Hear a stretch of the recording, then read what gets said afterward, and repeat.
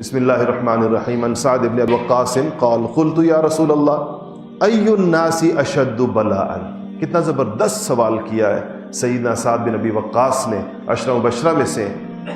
کہا کہ میں نے پوچھا کہ یا رسول اللہ، لوگوں میں سے سب سے زیادہ آزمائش کس پر آتی ہے؟ بڑی پریشانیاں، بڑی تکلیفیں، بڑے دکھ کن لوگوں پر آتے ہیں؟ قال، آپ نے فرمایا الانبیاء. کن پر؟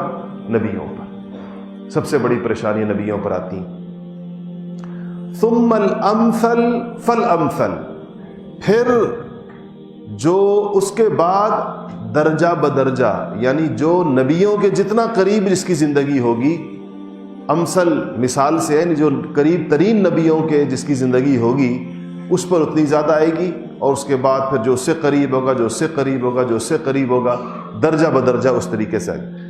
پھر فرمایا اگلی بات دیکھیں، یبتلی العبد علی حسب دینہ، انسان آزمائشوں میں اپنے دین کے بقدر مبتلا کیا جاتا ہے. یعنی جتنا اس کا دین پختہ ہے اتنی آزمائش بعض اوقات سخت آتی ہے، کیونکہ وہ تحمل کر سکتا ہے.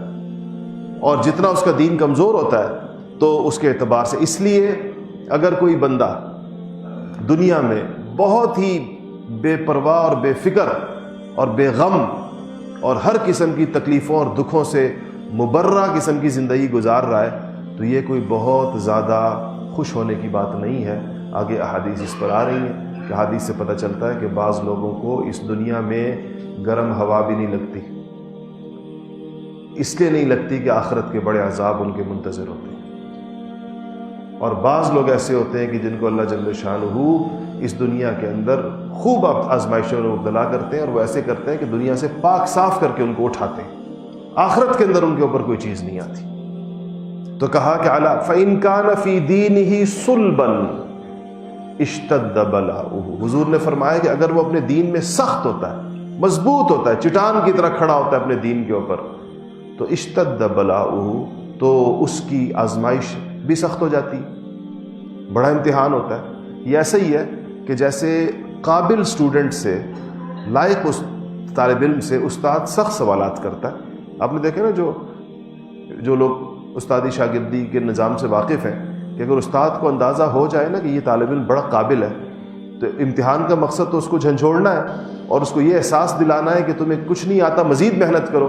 تو اگر اسے سادے سادے سوالات کر لیے جائیں گے وہ آسانی سے جواب دے کر وہ تو ایک فخر اور غرور میں مبتلا ہو جائے گا کہ میں تو بہت بڑا علامہ ہوں، تو اس سے ذرا مشکل سوالات کیے جاتے ہیں. اور جو کمزور سا ہو، بالکل ہی بیچارہ ناتوان سا ہو، تو اساتذہ کہ یہ بالکل ہی نہ بیٹھ جائے اور یہ ہمت نہ ہار دے اور پڑھنا نہ چھوڑ دے، تو اس سے آسان سے سوالات کر کے اس کو کہتے ہیں چلو بھائی تم پاس ہو.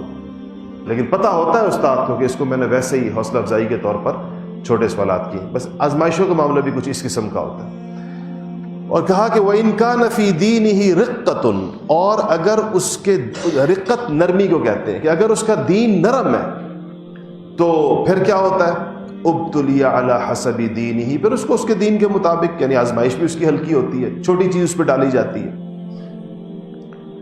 اور پھر فرمایا کہ فما یبرح البلاء بالعبد حتی یترکہ یمشی علی الارض وما علیہ من خطیئۃ. یہ وہ بات جو میں نے آپ سے کہی کہ آزمائشوں کا یہ دور رہتا ہے، یہ چلتا رہتا ہے، اور وہ زمین پر بھی بندہ چلتا پھرتا رہتا ہے، ان آزمائشوں کے ساتھ اپنی زندگی گزارتا رہتا ہے، یہاں تک کہ اس کے اوپر ایک گناہ باقی نہیں رہتا. یہ آزمائشیں اس کے تمام گناہ جھاڑ دیتی ہیں، تمام اس کے جو اس کی خطیئہ ہیں، خطائیں ہیں اس کی، وہ ساری کی ساری اس سے جھڑ جاتی ہیں. اور جب وہ دنیا سے رخصت ہوتا ہے تو اس کے دامن کے اوپر ایک چھینٹ بھی نہیں ہوتی. جب وہ رخصت ہوتا ہے تو اس کے اوپر کوئی گناہ سے ہوئے ہوتے ہیں لیکن آزمائشوں نے دھو دیے ہوتے ہیں. تو آزمائش اس اعتبار سے اگر دیکھا جائے دنیا میں بے شک تکلیف کا باعث ہے، لیکن یہ بات ہمیشہ یاد رکھیں کہ اللہ تعالیٰ کسی انسان پر اس کی طاقت سے زیادہ تکلیف نہیں ڈالتے.